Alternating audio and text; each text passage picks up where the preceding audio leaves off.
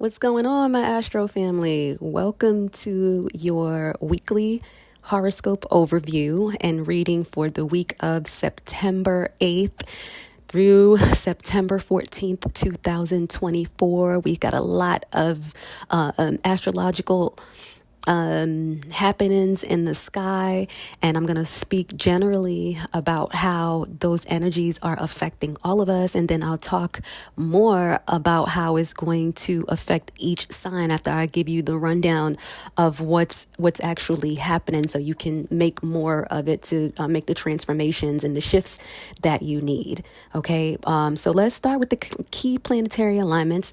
First, we have the Sun opposing Saturn. And with this aspect, you might feel like you're losing a little bit of your confidence because of negative thinking, which it's leading to moments of self-doubt. Unfortunately, this is the effect of Saturn. So we just have to work through it. You will definitely feel like progress is slowed by the challenges of these negative thoughts. There's going to be some delays, and that's going to be a little bit confusing. Okay, but this period is encouraging us to go within and to have some self-reflection, so we can take responsibility with regards to what's going on in our lives. And that self-reflection is going to lead to the personal growth that is meant to put us on the path of, despite the restrictive energy that Saturn is bringing. Next, we're going to have Mercury quincunx Neptune. Now, just really quickly, if you don't understand what a quincunx is, that is when you have signs that are 150 degrees apart and they just don't speak the same language. They don't understand each other. So, just imagine if you are trying to get directions from someone and you stop and ask them a question, but they speak a completely different language from you. They don't understand what you're asking, and you don't understand what they're saying to you. And so you have to figure out how to translate so you can speak to one another, so you can communicate with one another. That's what goes on with a quincunx. And the reason why that is because the modalities and the element of the signs that the aspect is happening with, they just are different. The energies are different. So the modality really deals with the energy that the sign has. So the modality deals with whether the sign is fixed. Fixed signs wants to keep things the same. They want to maintain the status quo. Cardinal signs, they want to start anew. Their job is to bring new fresh life into our atmosphere. And then we have the mutable signs, which brings forth transformation. They transform the existing structures. And so when those signs don't really gel with the element of the sign, the elements are fire, earth, air, and water. And so when the modality doesn't mix with the sign, we have lack of understanding. And so that's what this Mercury quincunx Neptune is bringing with us.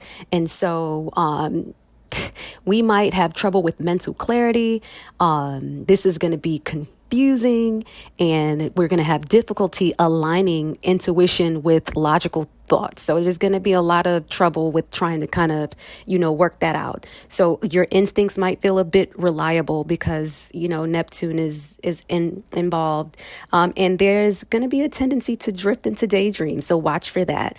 Productivity and communication could suffer as well due to this kind of hazy energy. So, we'll have to figure out how we're going to get through that, and I'll talk more about that in a bit.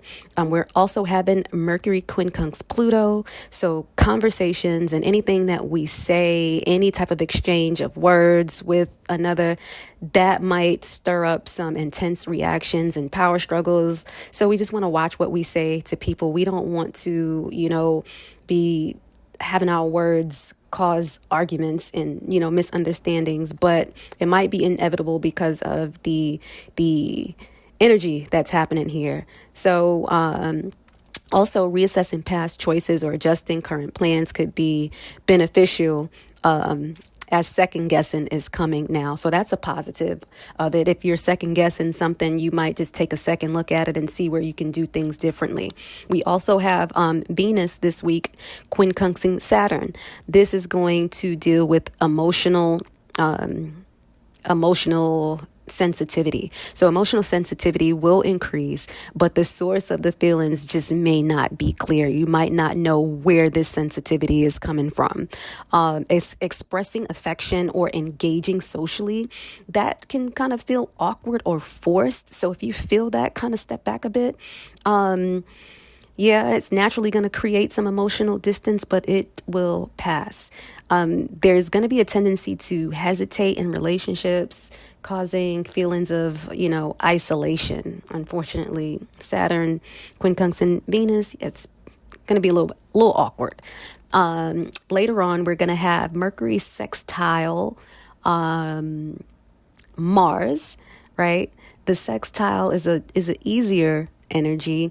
We have, situations where opportunities are presented to us, but we have to make the most of those opportunities.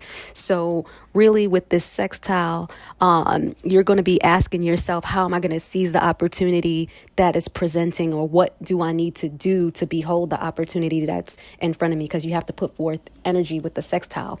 And so with this Mercury sextile in Mars, mental energy is sharp. It's going to enable quick decisions and good communication. There's going to be a natural enthusiasm for sharing ideas through this energy. It's going to be turning your thoughts into actionable plans. So you will be able to take action. Productivity is going to be high during this time, and tasks will be handled. The things you got to do is going to be handled with ease because of the energy of the sextile. Later on, we're going to have the Sun square Jupiter. Now, with squares bring on full-on battles, tension, struggle, and conflict. But the point is you need to find a solution so that you can, end up at a better place than after figuring out what the solutions are going to be. Also, squares ask you to find your strength, right?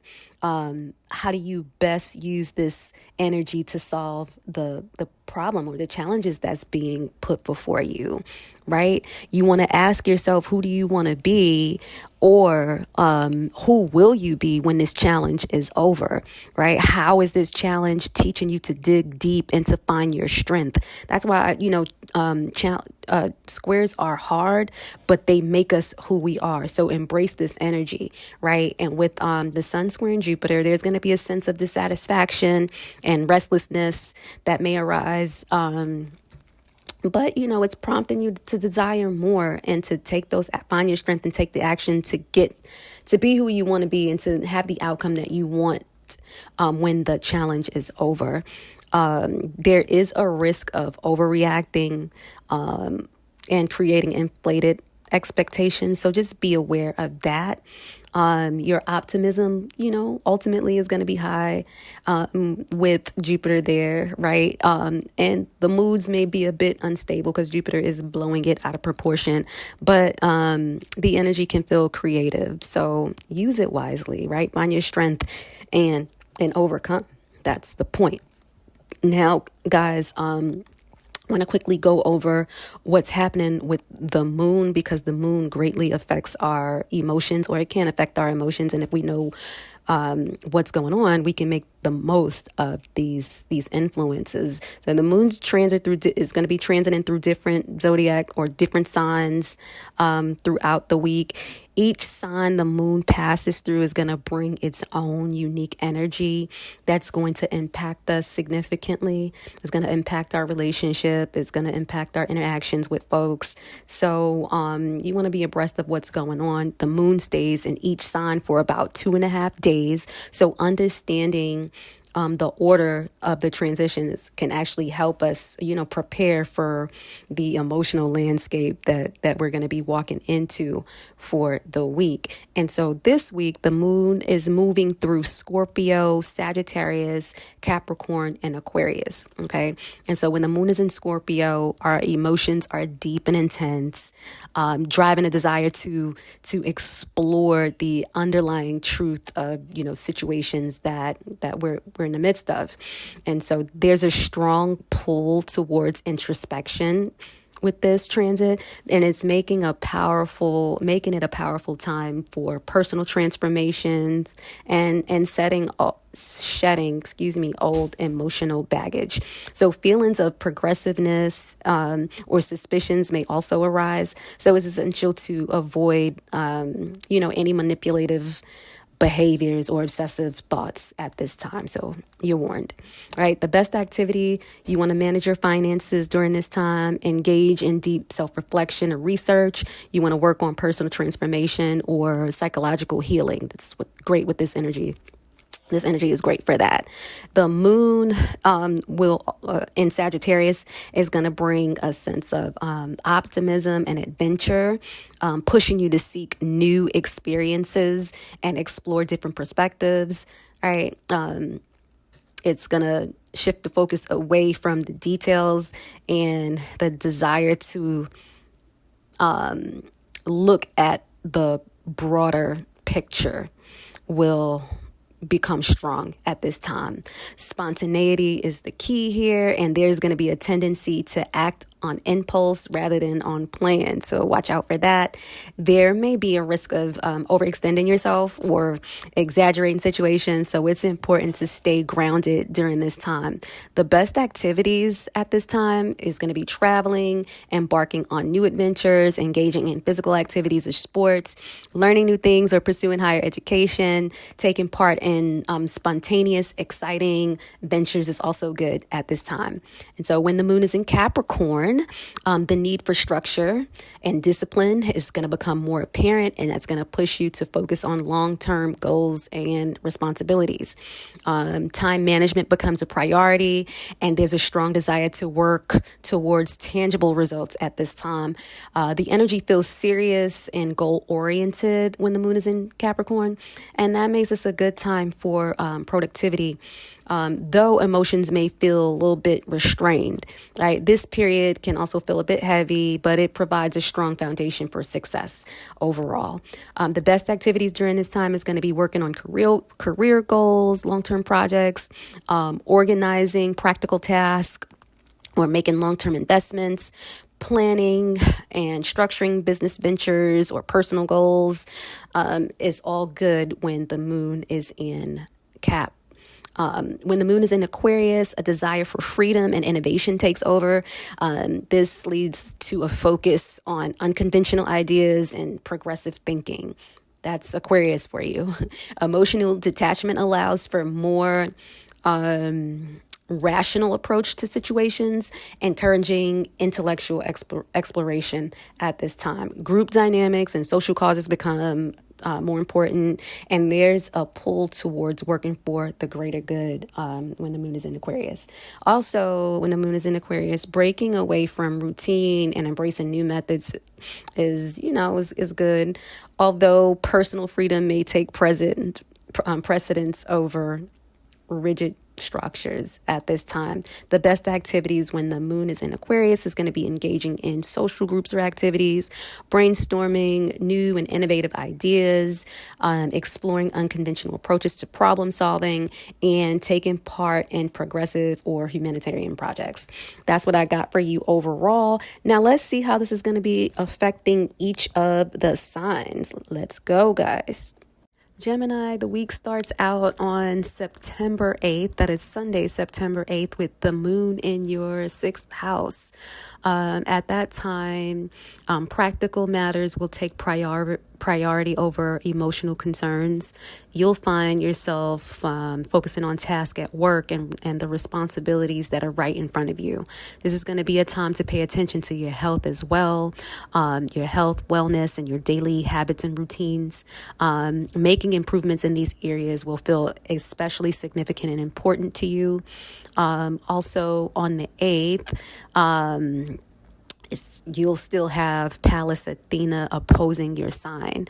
So seeking advice from trusted partners or professionals like counselors or legal experts could prove valuable to you. You'll have mentally stimulating conversations or interactions, from debates to insightful conversations that's going to help you figure out your goals. This period is going to be highlighting a need to balance your emotional connections with maintaining objectivity in your closest relationships. This is teaching you the art of compromise. On the 9th, you also, this lasts till the 10th, you have Mercury squaring your ascendant. Life is going to be feeling like it's moving kind of quickly, and you're feeling more alert and eager to engage with others at this time. Increased social interactions could lead to nervous energy or irritability, especially if the demands at work start piling up, causing stress. So watch for that. Remember, squares ask you to find your strength. So you got to find your strength there to get through that moment. Also, Mercury is in your 4th house. So thoughts of the past and nostalgia will be strong at this time. And this is leading you to reminisce about early events in your life or events in your early life. Family discussions or resolving past issues are favored at this time, because communication is going to be flowing easily with personal matters to do with your 4th house. At this time, it might be beneficial to you to journal your thoughts and memories, reflect on how they shaped you. That might do some good. For a day, you're going to have the moon opposite your sign, and that's happening on the 9th as well. And so your connections with others are colored by your past experiences. So you might seek comfort and familiar people and situations at this time. Dealing with unfamiliar individuals or encountering differences in others might make you feel a little more unsettled than usual. So watch for that energy. Also, because the moon is in your 7th house till the 11th, now is the perfect time to nurture and strengthen your closest relationships. So if that's with a romantic partner, a very close friend, a close family member, those one-to-one connections, giving attention to those will help keep your bonds or help to strengthen your bonds at this time. On the 11th, the moon is going to be quincunxing your ascendant, quincunxing your sign. So you might feel annoyed by those around you, because the quincunx is all about redirecting and awkward interactions. So you might feel annoyed by those around you as their quirks or their demands might clash with your current mindset or your mindset in the moment. A sense of belonging and understanding is what you're looking for right now. So making connections with unfamiliar or very different people is just challenging at the moment. On the 11th, well, this actually started on the 10th, the moon is going to be moving through your 8th house. And financial concerns or shared resources is going to weigh heavily on your mind, particularly if you feel emotionally tied to those possessions or assets. So there's going to be a tendency for you to react based on past habits. So just be mindful not to be responding too emotionally in certain situations. Just try to keep your cool. On the 14th, you're going to be having the moon trine your sign. So at this time, you'll feel a sense of peace and ease. flowing naturally. So by this time you would have resolved whatever matters have come up or came your way. This is going to be a time to stick with what feels familiar and safe, as your relationships are going to bring you comfort and support. And that's what I got for you, gems. So if you found some value in this video, like and subscribe, and let me know in the comments how you're dealing with this energy. Until next time, keep your hearts open and your spirits connected.